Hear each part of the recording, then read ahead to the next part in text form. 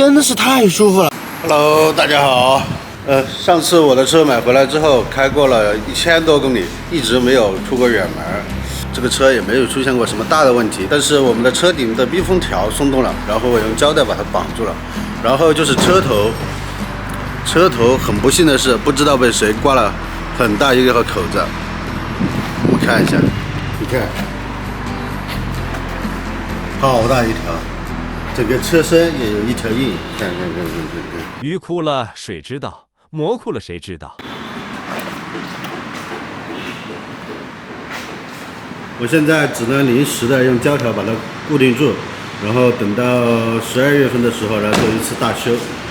因为我一直也开得少，所以它的问题具体在哪儿我也不知道。但是趁着国庆节，它迎来了它最大的考验，因为我要从长沙到广西，单程1000公里左右，所以这辆车的好坏就全在这个旅程中体现了。长沙去百色的路上，突逢暴雨。先欣赏一下沿途美景吧。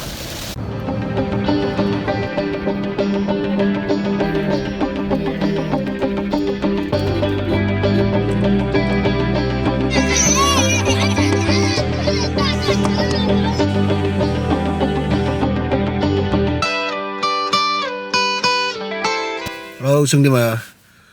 我已经从广西回来了。这个长沙天气好冷啊，我居然把我珍藏已久的羽绒服都穿上了。我现在还是把空调打开吧。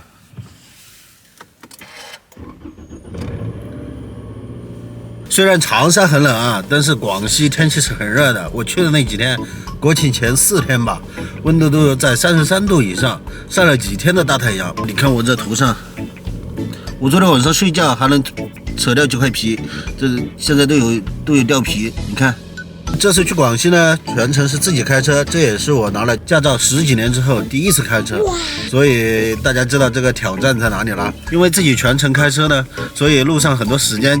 就已经忘了搞记录，尤其是在湖南和广西交界的一个服务区叫珠山吧。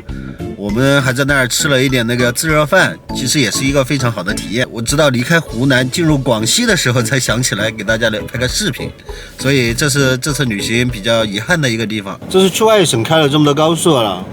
确实广西的高速给我的惊喜很多，尤其是从百色到北海这段路啊，全程都是我不知道是4车道还是5车道，就单向4车道还是5车道，这个轻轻松松就跑到130。那个感觉是很舒服的，尤其是南宁附近的车道，视野很开阔，景色很迷人。尤其是下过雨之后，那个空气的透明度啊，给人的感觉就是心旷神怡。不像长沙周边的一些高速啊，车又多，限速基本上就80。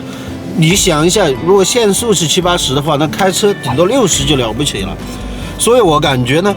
就是长沙是不是可以考虑在周边，尤其是环城的高速，你给它加到5车道，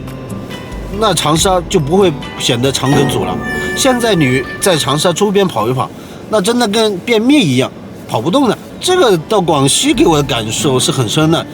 真的是太舒服了。不信大家可以去跑着看一看，那边景色也很迷人，尤其是那个宽车道两边啊，走过田野旁边啊，突然之间就飞来风一样来了一座小山谷啊，小山峰啊，孤零零的突兀在那里，特别迷人。路上还拍到了彩虹，给大家看一下。这广西之旅呢，从长沙到百色的路程将近是1000公里，然后从百色到北海的路程将近是600公里，然后从北海到长沙大概是1100公里，加上一些在323国道下乡啊，走盘山公路啊，这一整个算起来呢，将近是有2000公里，算是一个非常特别的旅程了。这次开长途车呢，最让人特别惊喜的一点是，虽然从长沙到百色和从北海到长沙这2段旅程呢，开车的过程都超过了12个钟头，但是呢，我虽然全程也没怎么下过几次车，但是腰不酸腿不痛，这连16年前的老家伙还是有点本事在身上的。这个座椅啊，还是特别舒服。除此之外呢，这次旅行呢，油耗基本上保持在7.5升，对于一个2.4的排量，而且超过16年车龄的一台丰田车呢，这个油耗表现已经很精细了。现在的技术呢，肯定是比当年要强很多的，但是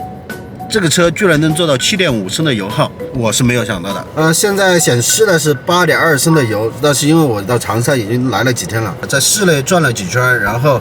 车上也开着空调，所以油耗会显得高一点。但是平常跑高速的油耗呢，基本上就7.5升。返程的时候，从北海到贵港这一段，这个车不断有一些异响发生，我也停车查看了一下，也没发现哪里有不对。我刚开始发现是这个头顶上的那块胶布松了，最后发现是没有的，它还是好好的贴在那儿。我们给大家看一下，我以为是这个胶布松了，但是发现其实是没有的，还是贴的好好的，没有什么问题。这个比较奇怪的一点就是，它开到80的时候，就是80以下的时候又没有什么异响，一超过90了，它这个异响又特别明显。我专门停车查看了几次，查找了几个地方，看是哪个地方，看是不是这个板子松了或者是什么的，被风吹坏了或者什么的。因为毕竟是个16年的老车，我以为可能会是这个装饰板呀什么的已经松了掉了，所以磕得响。但其实发现最后是没有的，所以不知道有没有老司机啊知道就是这个是因为什么原因造成的，可以在评论区留言告诉我一下。